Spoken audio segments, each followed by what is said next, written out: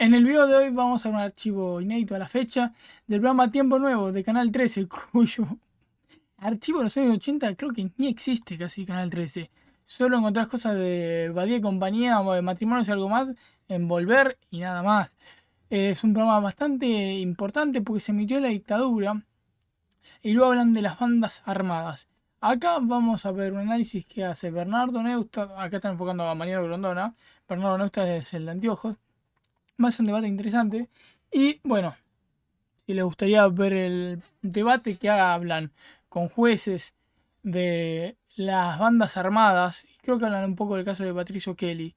Los invito a que, no sé si hablan del caso de Patricio Kelly o me equivoco. No sabría decirles, porque no sé si lo de Kelly fue en el 84. Si fue en el 84, entonces no hablan lo de Kelly. Espero que les guste este archivo y nos encontramos al finalizar. Vamos con el archivo. Ya, me sacó la palabra troika. Curioso, ¿no? Troika. Porque me acordé de un curso que yo había dado hace unos años en la facultad en El Salvador, me acuerdo, que estudiábamos sistemas comparados de gobierno. Y me iba a mostrar la Unión Soviética a Estados Unidos. Y lo que decimos que en la Unión Soviética, cada vez que un hombre fuerte terminaba, Stalin, Khrushchev, venía una troika. Troika es un carruaje tirado por 3 caballos que tienes. Troika es 3, ¿no? Es decir, nosotros también tuvimos junta y presidente, 1 o 3. Parece que eso es la relación. Si no manda 1, mandan 3. Es una relación lógica, no en la Unión Soviética, en todos los sistemas de Pero poder. donde manda 3 casi no manda nadie a veces, Bueno, cuidado. y entonces lo importante de la noticia de hoy en el peronismo no es la fórmula Luder-Vittel, no es una fórmula que ya estaba cantada hace tanto tiempo, ¿no? Lo importante es la troika. Es decir, lo importante es que el peronismo ha resuelto su transición política de poder interno. De Perón, muerto, el hombre fuerte, pasa a una troika. Luder, candidato a presidente. Si gana, será el presidente. Un enorme poder. Por el hecho de ser presidente de la nación.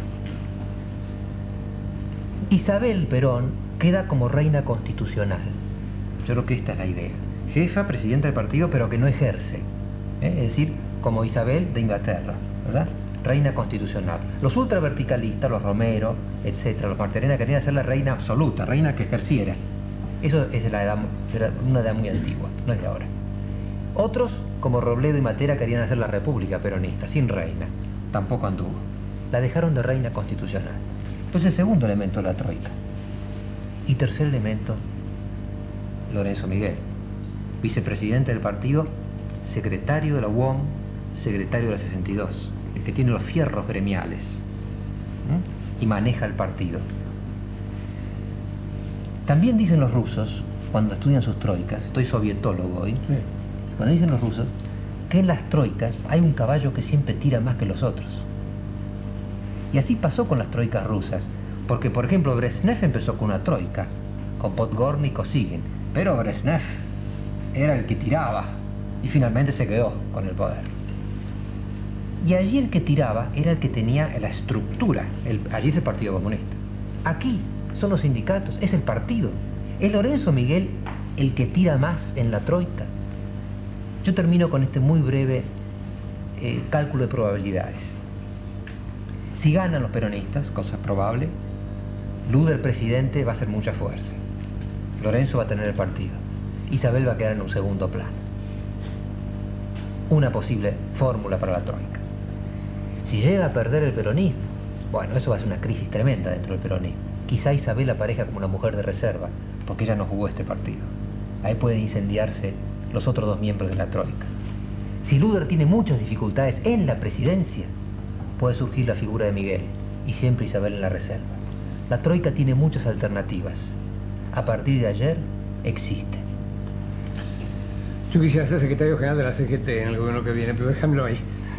Te voy a presentar a un juez de la República, el doctor Alberto Piotti. Una pregunta inicial antes de entrar en el tema de las bandas. Doctor Piotti, cuénteme usted, ¿qué es ser hoy fiscal en el país? ¿Muy difícil? ¿Imposible? ¿Nada? Dentro de un orden republicano de gobierno como el nuestro, la función de un fiscal es, en primer lugar, representar el interés de la sociedad. En el plano específico del derecho penal, la función que me compete, por ejemplo, a mí como fiscal federal, es promover la averiguación y el enjuiciamiento de todos aquellos delitos que competen a la justicia federal.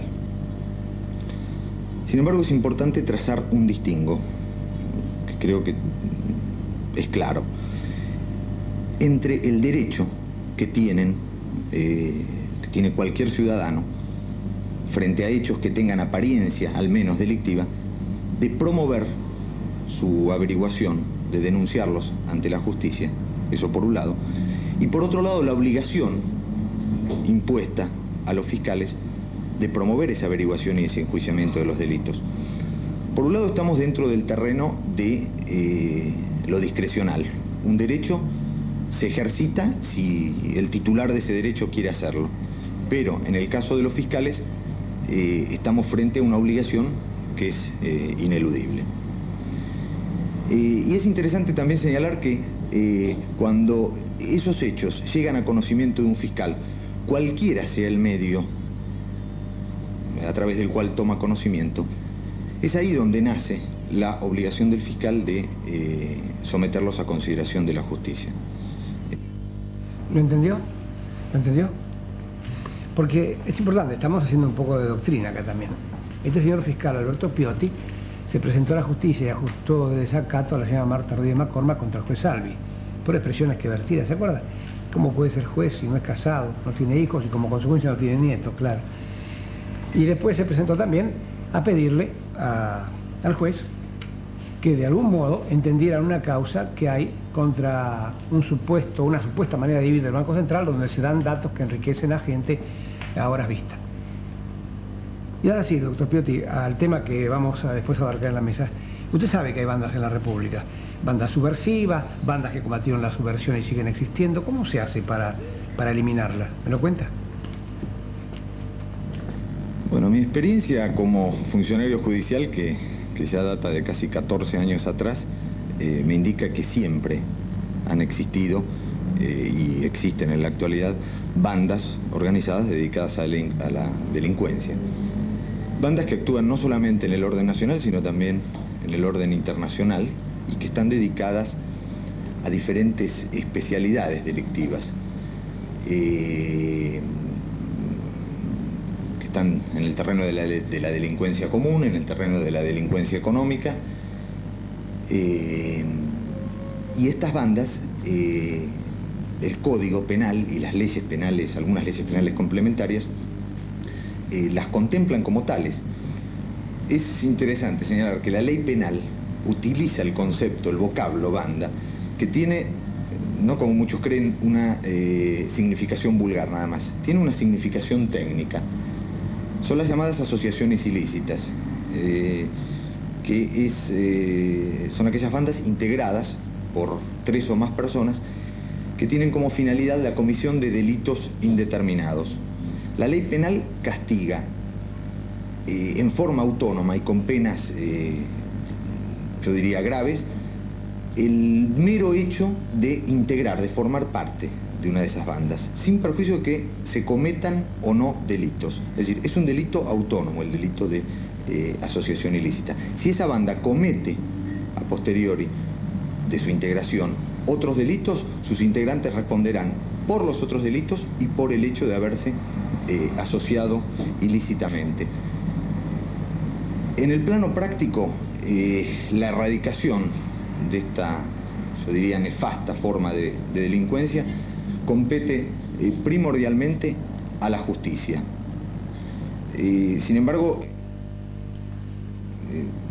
sería imposible si no se contara con la colaboración que tanto en forma preventiva como en forma auxiliar de la justicia prestan las diferentes policías. Y también, por supuesto, con la colaboración de todas aquellas personas que estuvieran en conocimiento de datos o circunstancias que permitan encauzar las investigaciones. Ahora, ese aporte de esas personas que pueden presentarse ante un juez como testigos, por ejemplo, es válido y es importante siempre y cuando ese aporte se lo realice con absoluta seriedad. Cuando nos volvamos a encontrar con los amigos que nos han acompañado, y ya estando en el estudio Alberto Talagano, vamos a discutir el tema de las bandas, tal vez yo diría con más fuerza, ¿no es cierto?, con más datos de la realidad. Por ejemplo, con un juez como Somoza, que sabe de su existencia y está investigando. Aparece casi siempre en las escalinatas del Palacio. Bueno, hasta acá este archivo. Muy interesante.